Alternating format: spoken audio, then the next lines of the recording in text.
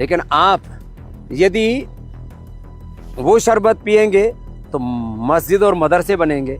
और पतंजलि का गुलाब का शरबत पीते हैं आप, ये शरबत पिएंगे आप तो गुरुकुल बनेंगे, आचार्य कुलम बनेगा, पतंजलि विश्वविद्यालय, भारतीय शिक्षा बोर्ड आगे बढ़ेगा।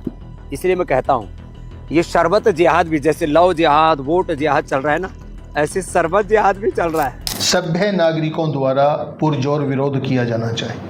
बिल्कुल, इस सरकारों को एक्शन भी लेना चाहिए सर और इस पे। विदेशों में होते तो अब तक एक्शन हो गया होता सरकार की तरफ से, सरकार की तरफ से। जी।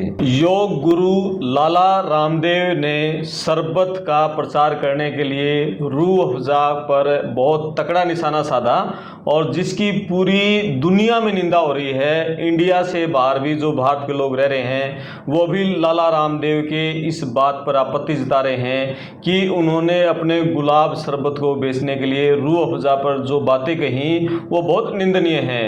रूह अफ़ज़ा सालों से, हमारी पीढ़ियों से घरों में लोग उसको पीते आ रहे हैं और लाला रामदेव ने ये कहा कि इसको पीकर जो पैसा जाएगा, आप रूह अफ़ज़ा खरीदोगे तो वो मंदिरों की बजाय आपका मस्जिदों में लगेगा और यानी मुस्लिम जो चैरिटी संगठन है वहाँ जाएगा। इसलिए आप गुलाब शरबत खरीदें तो फिर वो पैसा हम उसके लिए गुरुकुल बनाएंगे और दूसरे शिक्षण संस्थान बनाएंगे। इसी पर बात करेंगे, क्या उन्होंने गुलाब शरबत बेचे है या वो गुलाब शरबत के रूप में बाजार में नफरत लेकर आए हैं। और बातचीत करने के लिए मेरे साथ हैं शिक्षाविद प्रोफेसर ओपी गुप्ता जी। जी नमस्कार सर। नमस्कार, सभी दर्शकों को बहुत बहुत नमस्कार। मैंने योग गुरु बाबा रामदेव की बजाय लाला रामदेव कहा है और वो खुद भी कई मंचों पर कहते रहे हैं कि मैं तो भी लाला हूँ और मैं तो योग के जरिए मैंने बहुत बड़ा प्रसार कर रहा हूँ। उन्होंने रोहतक में मैंने सुना था खुद को उन्होंने बढ़िया कहा था कि मैं तो वही सामान बेचता हूँ, बढ़िया हूँ, लाला हूँ। लेकिन लाला जी इस बार बहुत बड़ी गलती कर गए जिस तरह से उन्होंने गुलाब शरबत का प्रचार किया, लेकिन रूह अफ़ज़ा को ये कहकर कि भाई आप जो ये खरीदोगे इसका जो पैसा है वो आपका मस्जिदों में जाएगा, दूसरी जगह खर्च होगा। क्या कहना चाह रहे हैं वो, समाज को दे क्या रहे हैं इतने बड़े मतलब योग गुरु बन के, और लोग उनको गुरु की तरह पूछते हैं, भगवान की तरह पूछते हैं, तो क्या बातें उनकी ये ठीक है?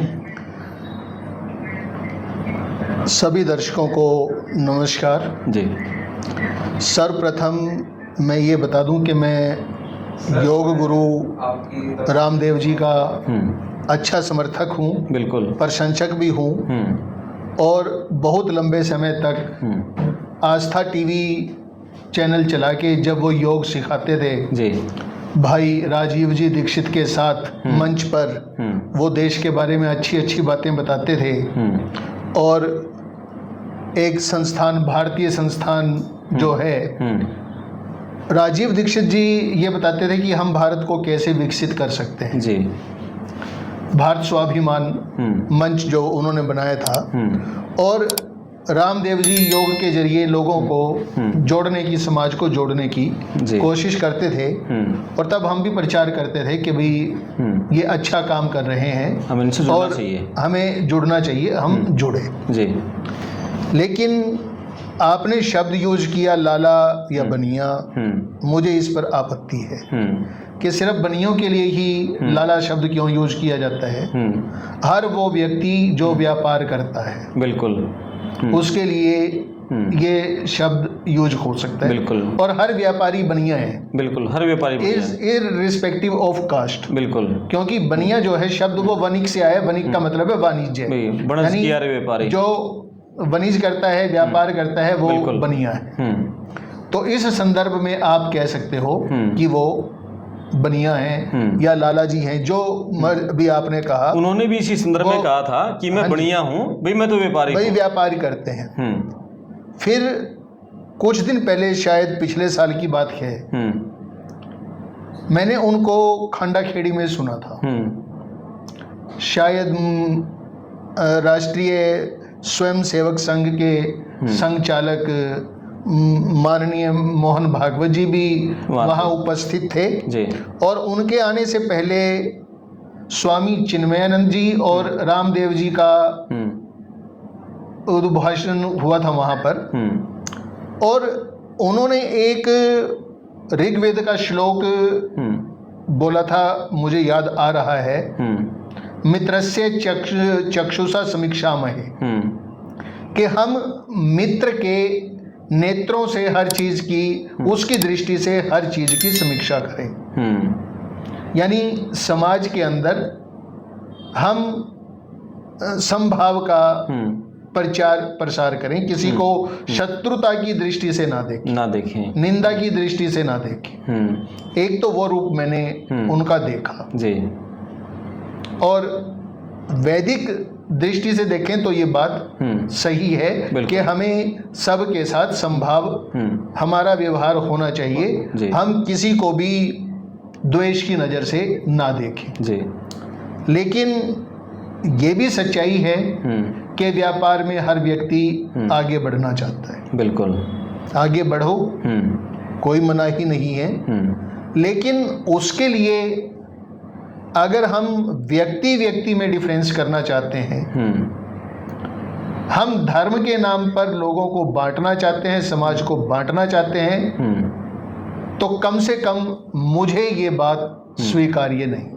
ये तो समाज ना मैं इस बात को अंगीकार कर पाता हूँ सर, किसी भी रूप में अंगीकार नहीं कर पाता जी। 2 मिनट और लूंगा आपके।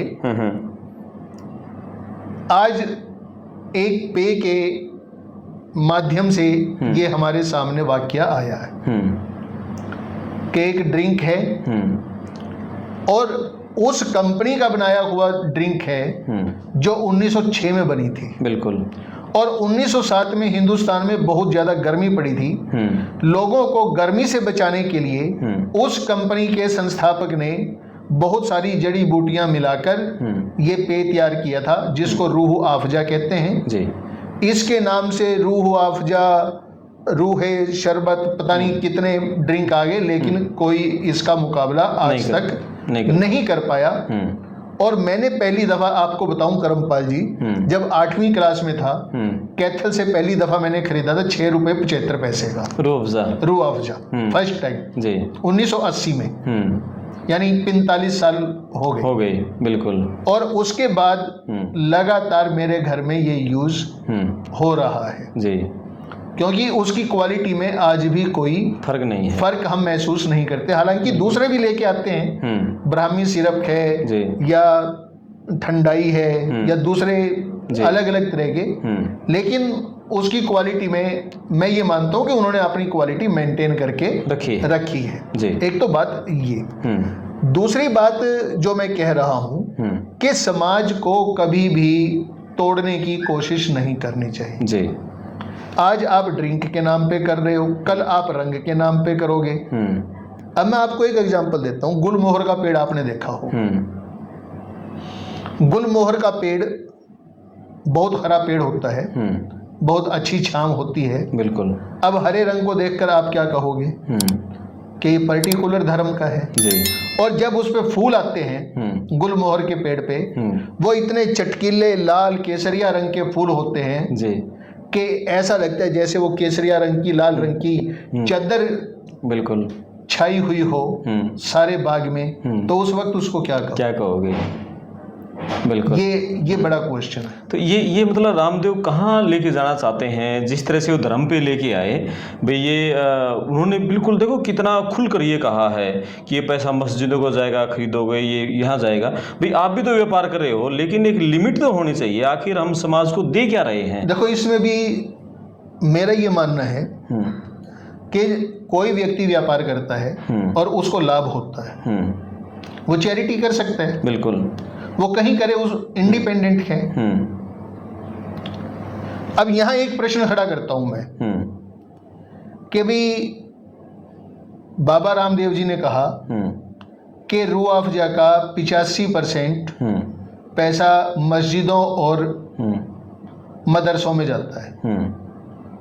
भाई अगले की हिम्मत तो देखो कि वो कमाकर, इसका मतलब ये है कि आप ये स्वीकार कर रहे हो कि 80% की वो चैरिटी कर रहा है। बिल्कुल। इस शरबत से जितना कमा रहे 85% की चैरिटी कर रहे हैं जी। या तो आप सीधा ये कहो कि जी मदरसों में और मस्जिदों में जो क्रियाकलाप होते हैं वो क्रियाकलाप देश के हित में नहीं है जी। अगर नहीं है हित में तो देश के अंदर कानून है, उस कानून के अंतर्गत वहां पर कार्रवाई होनी चाहिए जी। बिल्कुल। क्योंकि देश विरोधी काम करने का किसी को कोई अधिकार नहीं।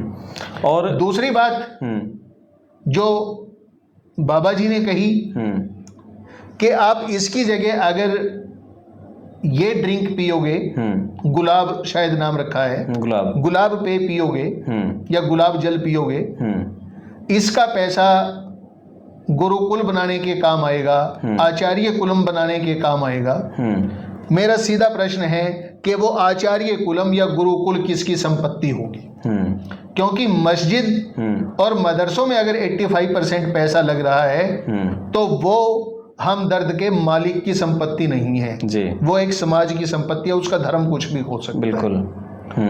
तो अगर बाबा जी ये डिक्लेयर करें कि भाई ये इसकी जो कमाई होगी मैं भी 85% पैसा सनातन धर्म के बच्चों की मुफ्त शिक्षा के लिए दूंगा, या जो आचार्य कुलम बनेंगे या जो गुरुकुल बनेंगे उनमें सनातन धर्म के बच्चों को या हिंदू धर्म के बच्चों को या शिष्यों को निःशुल्क शिक्षा प्रदान की जाएगी जी। उनके खाने पीने के का कुछ नहीं लिया जाएगा।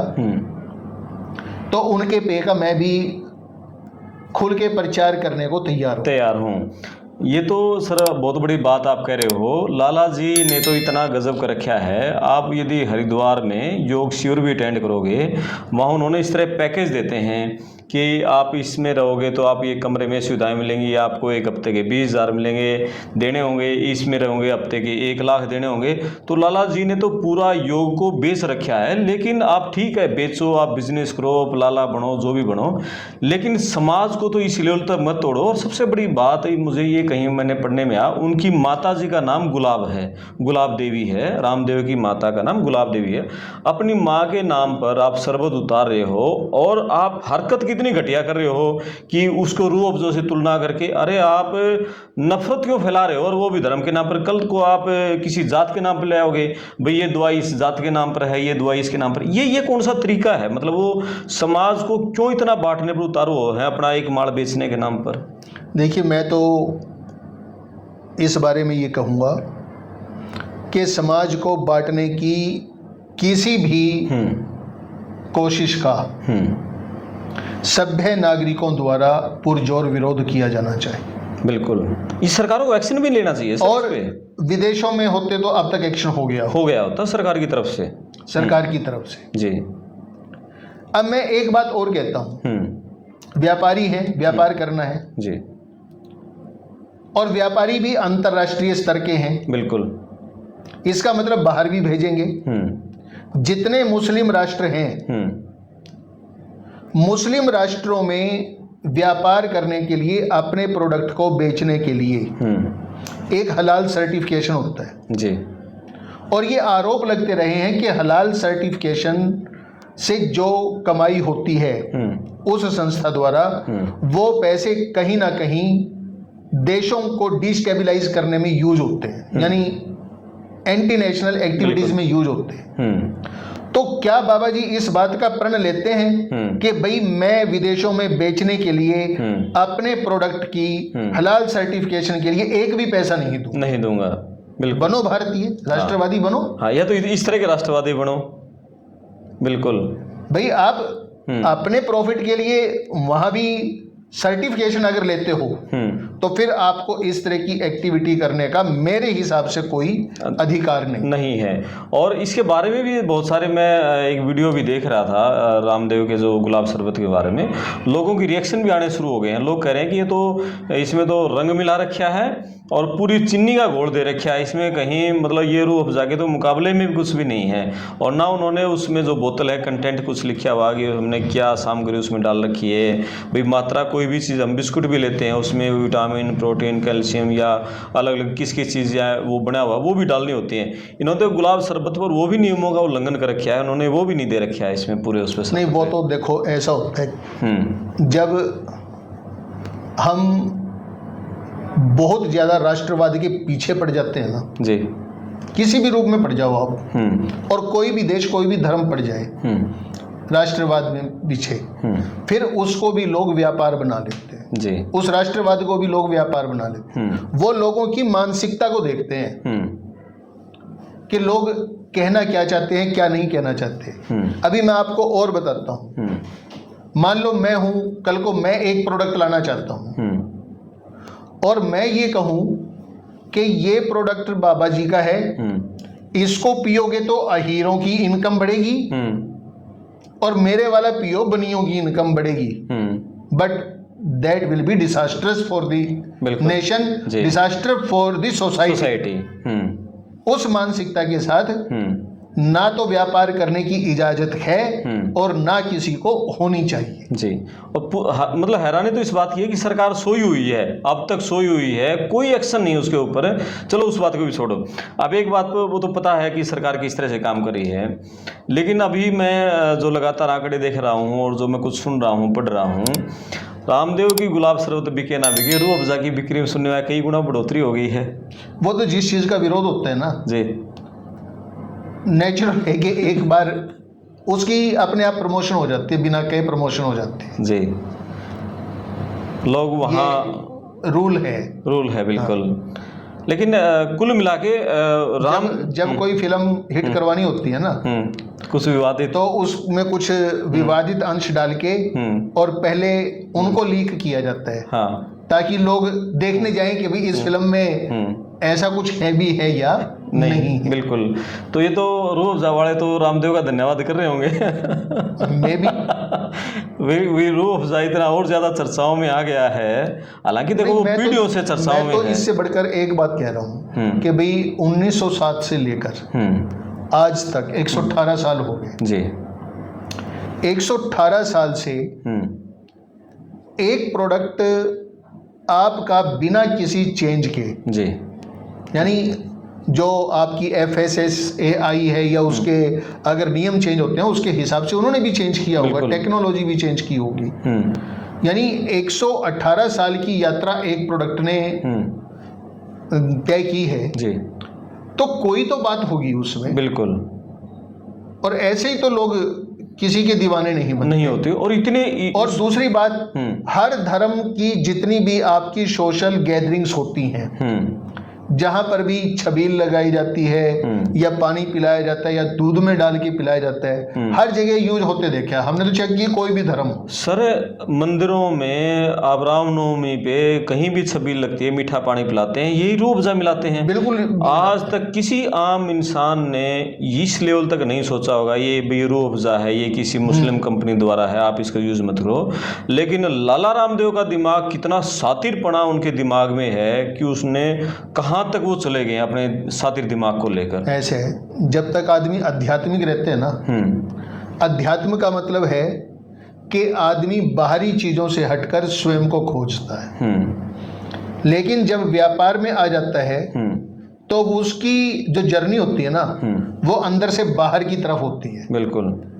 वो अपने आप को छोड़ के फिर पैसा कैसे आए, किसी भी माध्यम से आए, उसकी तरफ आदमी मूव करता है। लेकिन अच्छी बात नहीं। लाला जी को कुछ तो सिद्धांतों का ध्यान रखना चाहिए, माया को थोड़ा बहुत उनको ध्यान रखना चाहिए था। आखिर में बात क्या है, आध्यात्मिक गुरु होने के नाते, तो योग गुरु होने के नाते, तो जो उनकी भूमिका जो पहले थी, हाँ, जहां तक लोगों के स्वास्थ्य की संबंध से रिलेटेड थी कि योग करवाते थे, सब लोग उनको प्यार करते थे, खूब उनको चाहते थे। बिल्कुल। लेकिन जैसे ही व्यापार में आए वैसे वैसे आप देखेंगे उनका ग्राफ जो है अब वो शायद पहले वाला नहीं रहा। बिल्कुल। जो कि उस वक्त और पिछले दिनों तो सुप्रीम कोर्ट में जो उनके लगातार फटकारें चली थी, जिस तरह से उन्होंने, वो तो कई बार प्रोडक्ट आप व्यापार करोगे तो प्रोडक्ट में कोई कमी आएगी तो लिटिगेशन होगी, तो बिल्कुल फटकार भी। कुल मिला के अब इसको क्या निष्कर्ष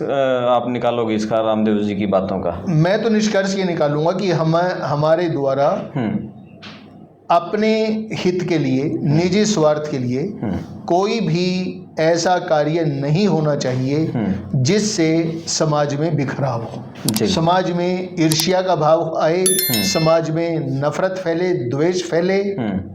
ये सभ्यता पहले ही बहुत विकट काल से गुजर रही है। यहाँ सौहार्द की ज़रूरत है, भाईचारे की ज़रूरत है। नफ़रत का कोई स्थान हिंदुस्तान की संस्कृति और सभ्यता में ना रहा है, ना रहेगा। बिल्कुल। आप अपने कमेंट्स करना, वीडियो को शेयर करना, चैनल को सब्सक्राइब करना। क्या लाला जी की बातें, लाला रामदेव जी की जो बातें उन्होंने कही हैं कि रूह अफ़ज़ा का पैसा मदरसों मस्जिदों में जाएगा, उनकी बात कहाँ तक ठीक है, कहाँ तक गलत है, कमेंट्स करके बताएं। और आप लिखें कि सरकार को भी इस पर एक्शन जरूर लेना चाहिए। मैं आपका दोस्त करमपाल, धन्यवाद सर। नमस्कार। Thank you.